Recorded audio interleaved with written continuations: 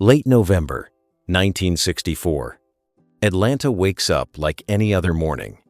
But history is already moving, quietly, toward a collision. Quiet dawn. The world is celebrating a new Nobel Peace Prize winner, but attention is a spotlight and spotlights attract shadows, public glare. In 1964, power didn't always need sirens. Sometimes it was just listening, collecting fragments, waiting for the perfect moment. Hidden listening. November 21st, 1964. An anonymous package lands at Martin Luther King Jr.'s address. Inside, a letter and an audio tape. Anonymous delivery. The box isn't dramatic, just cardboard and paper. But the moment it opens, the air changes. A tape, a letter, no signature, opened box. You don't press play on a tape like this casually. It's an invitation crafted to make you doubt yourself before anyone else can. Hesitant play. The wording doesn't need a direct order. It hints, it implies, then tightens the space around you with shame, fear, and inevitability. Implied threat. This wasn't random. It arrived between triumph and travel when the world was watching. A psychological operation with perfect timing. Perfect timing. The weapon here isn't a gun. It's a lever. Fear of exposure, fear of disappointment, fear that your own life can be turned against your cause. Fear lever. A recording can feel like proof, even when it's curated. Select a moment, loop it, frame it, and suddenly, a life looks like a verdict. Curated proof. The message doesn't have to shout. It sets a clock in your head, an invisible countdown that turns every hour into pressure. Mental countdown. Right before a global moment, the threat becomes louder in your mind. If this breaks publicly, it won't stay local. It becomes worldwide. Global fallout. Somewhere, in a room like this, lives become folders, names become targets, and a private moment becomes a tool. Filed lives. Information doesn't have to be false to be weaponized. You just cut the context and let the listener supply the fear. Cut context. You read a threat once, and it shocks you. You read it again, and it starts living inside your mind, rewriting your confidence, lingering doubt. This isn't just about disgrace. It's about control pushing a person toward collapse without ever giving a direct command, silent coercion. The sender stays hidden on purpose. Anonymous doesn't mean harmless, it means untouchable, and that's part of the power. Untouchable sender. This is what an institution feels like from the outside. Quiet rooms, steady processes, and a machine that can watch longer than any person can endure. Endless watching. King reportedly suspected the Bureau. Not because of a signature there was none, but because the style felt like a system, not a stranger Bureau shadow. When your work depends on trust, reputation becomes a pressure point. The threat isn't just scandal, it's the fear of losing everything you built. Reputation pressure. A threat doesn't need a weapon in your face. Sometimes it's one sentence designed to make you do the damage to yourself. Inner sabotage. The cruelest part is the disguise. It pretends to be moral, as if humiliation is a public service, not an act of power. Moral mask. Even without explicit instructions, the message sets a timer. It turns the days before a world stage into a private countdown. Private timer. If the goal is control, you attack the symbol, not the person. You aim at the public image because that's what moves people. Symbol attack. When your life becomes a symbol, everything is fragile. A single allegation can crack the glass, and the cracks spread fast. Fragile trust. Control isn't always about what you know.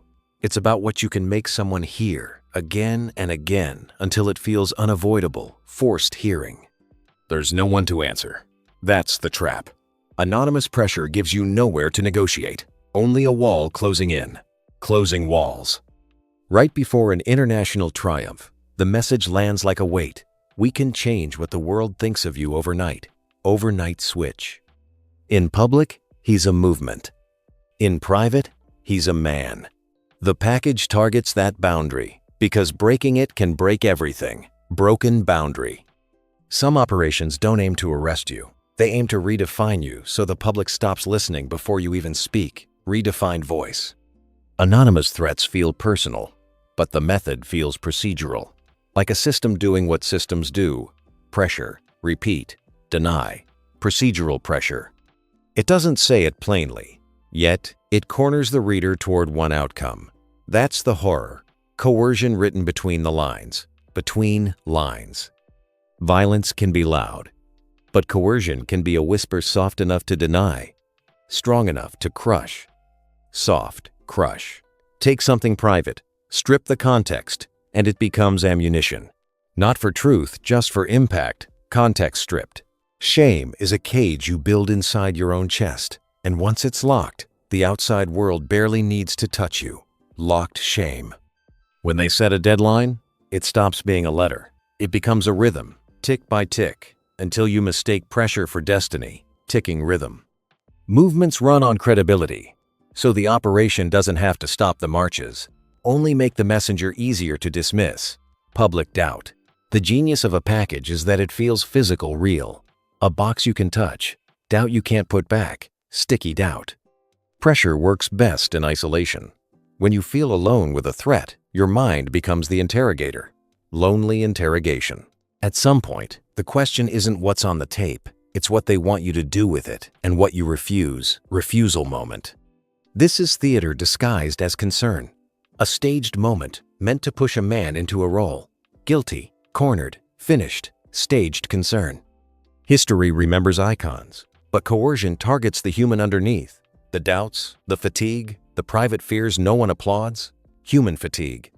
The real message isn't the accusation. It's the warning. We can enter your life whenever we want, and you can't stop it. Total access. Even if the original aim was discrediting, the method looked like crude blackmail, and that's why this episode became a symbol of abuse. Crude blackmail. In this story, information isn't evidence. It's a weapon. Not meant to prove, but to push. Weaponized data. When your life is measured in headlines, the threat isn't just what happened, it's how it will be told. Headline story.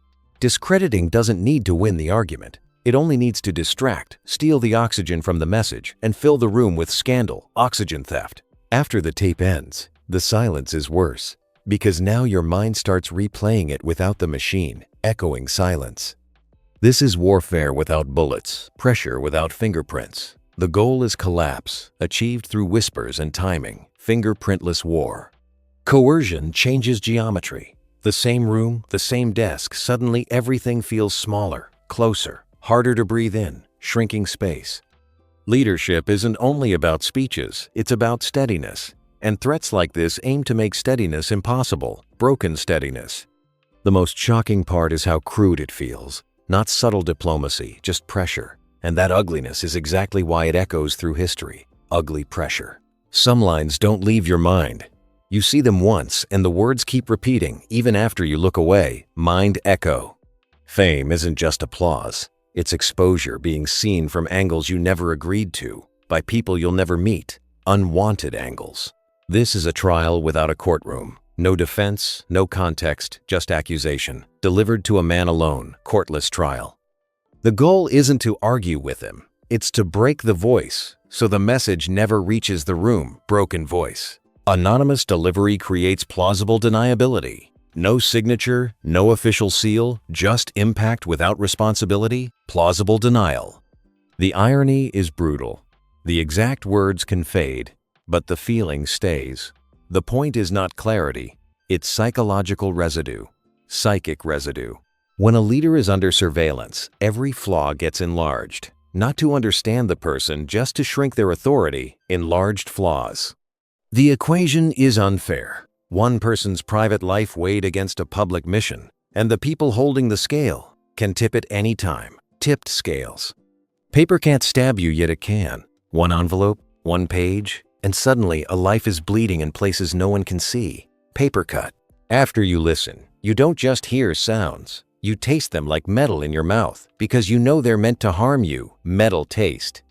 Institutions don't feel like villains. They feel like hallways, doors that close, files that vanish, and decisions made where you can't see. Closed doors. There's a moment when you realize this isn't a misunderstanding. It's a campaign, and you can't pretend you didn't receive it. No return. A Nobel Prize is supposed to widen your world, This package tries to shrink it down to one room, one fear, one deadline, Nobel trap. It's not spontaneous anger. It's calculated cruelty designed, packaged, and delivered with the calm of a routine. Calm cruelty. The threat creates an audience that isn't even there. You start hearing judgment in silence because that's what fear does. Imagined crowd. This episode didn't vanish with the news cycle. It became a symbol proof that surveillance can become sabotage. Lasting symbol. People say it was just discrediting. But the method reads like coercion because the intent is to corner, not debate. Coercive intent. Timing is the weapon. Send it when victory is near, when the distance between triumph and disaster feels paper thin, thin margin. Psychological pressure becomes physical. Your hands shake, your chest tightens, because the threat is designed to live in your body. Body fear. And still there's a choice. Not to let someone else's manipulation define your next breath, your next step, chosen strength. This didn't feel like a lone crank. It felt like a program organized, repeatable, designed to apply pressure without ever appearing on record. Repeatable program. Power rarely steps into the light. It works from behind glass where orders don't sound like orders and consequences arrive by mail, glass shadow. Over time, investigators and historians followed the trail letters, tapes, redactions, linking this moment to a broader campaign against King, redacted trail. The real weapon wasn't the recording. It was the control of information, who holds it, when they release it, and what it makes you fear, held secrets. This isn't just a 1964 story. It's a blueprint. Collect, threaten, isolate, then let the target's imagination do the rest. Modern blueprint. The spotlight can honor you and endanger you, because once the world watches, every threat becomes more powerful, dangerous spotlight. It became symbolic because it showed the method clearly. Not justice, not debate, just pressure, humiliation, and implied harm. Implied harm. Behind every historic headline is a human nervous system trying to endure what power does in private, human endurance. After something like this, you stop feeling safe. Like a door that won't lock because you know someone can enter whenever they choose. Unlocked door. A mailbox is supposed to be normal. But once a threat arrives this way, even routine becomes suspicious. Routine suspicion. History isn't only speeches and crowds. Sometimes it's a man at a desk, deciding what to carry and what not to surrender to fear. Quiet resolve. This episode reveals something chilling. Control of information can be a weapon capable of terror without a single shot, shotless terror. Sometimes, the loudest thing is what isn't said. A turned-off recorder, a sealed envelope, and the threat hanging in the air, speaking silence.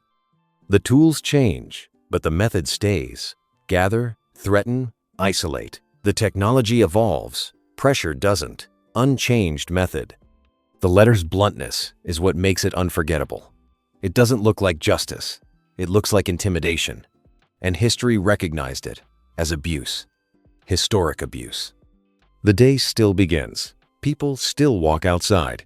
But once a threat like that arrives, normal never feels the same. Lost, normal.